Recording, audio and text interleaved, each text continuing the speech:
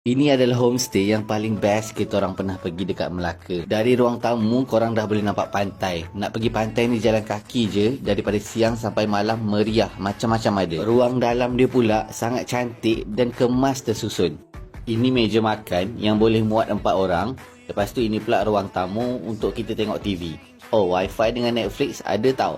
Homestay ni ada 2 bilik je tau. Sesuai lah untuk family kecil-kecil. Paling menarik, cuba tengok bilik tidur dia. Bilik tidur yang ni dah siap dengan kawasan permainan dekat dalam. Sesuai lah untuk anak-anak punya bilik.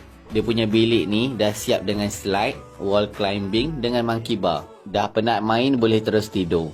Ini pula master bedroom. Mak ayah boleh tidur dekat sini.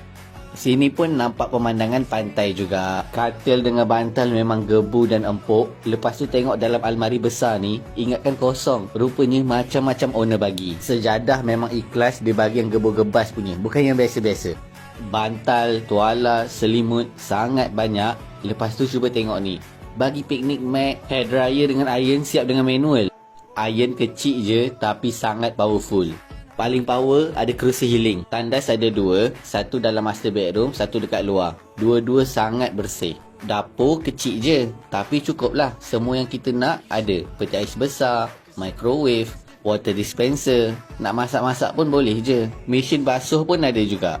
Kalau bercuti dekat sini mungkin nak rehat-rehat ataupun pergi jalan-jalan dekat pantai.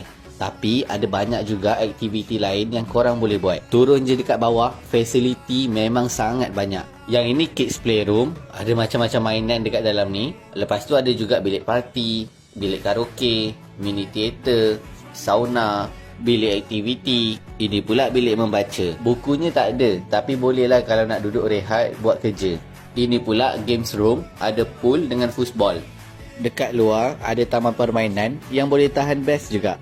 Dekat bahagian belakang ada kawasan BBQ yang diorang dah asingkan untuk halal dengan non halal. Last sekali kolam renang. Boleh tahan lah saiz dia. Ada 2, satu untuk dewasa, satu lagi yang kecil dan lebih cetek untuk kanak-kanak. Semua ni dekat Mutiara Melaka Beach Resort. Kita orang stay dengan Inshira Homestay.